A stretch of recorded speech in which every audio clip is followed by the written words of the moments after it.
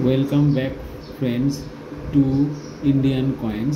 আজকে যে জিনিসটা নিয়ে এলাম আপনাদের কাছে, এগুলো ফ্রান্সের কয়েন।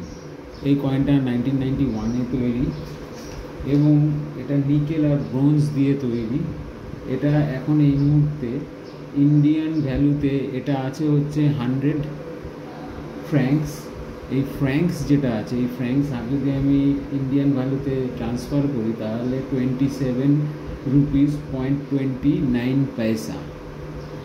এটা 1991-এর কয়েন। দেখুন, এটাও এখন কালেক্টেবল আইটেমের মধ্যে পড়ে ফ্রান্সের। এর উল্টো দিকটা দেখাচ্ছি। কয়েনগুলো কিন্তু দেখুন কি সুন্দর সিনারি করা আছে। এটা যেরকম 100 ফ্র্যাঙ্কস, আপনাদেরকে আর একটা 100 ফ্র্যাঙ্কস দেখাচ্ছি।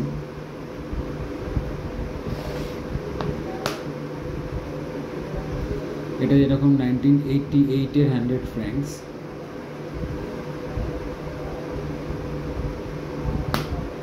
উল্টো দিকটাও আগের কয়েনটার মতনই সেম। এগুলো সব কিন্তু এখন খুব কালেক্টেবল আইটেমের মধ্যে পড়ে। আমি জানি না কীভাবে এগুলোকে অকশানে দিতে হয়। যদি কেউ আপনারা ভালো করে জানেন যে বাইরের দেশে অকশানে কীভাবে পাঠাতে হয়, তাহলে কমেন্টস করে আমায় অবশ্যই জানাবেন। আর একটা কয়েন দেখাচ্ছি, এটা 50 ফ্র্যাঙ্কস। এটা 1985-এর।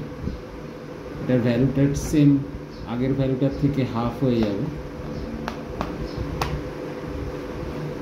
কিন্তু ডিজাইনটা কিন্তু সেম, 100-এরও যা 50-রও তা।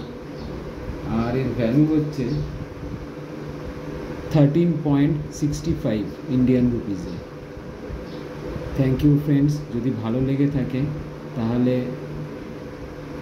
লাইক আর কমেন্টস করবেন। একটুখানি আমার আজকে যে স্ট্যান্ডের উপরে আমি কয়েনগুলোকে রেখে করছি সেটা একটুখানি ভাইব্রেট করছে, কিন্তু মনে হয় না খুব একটা কিছু প্রবলেম হবে আপনাদের দেখতে।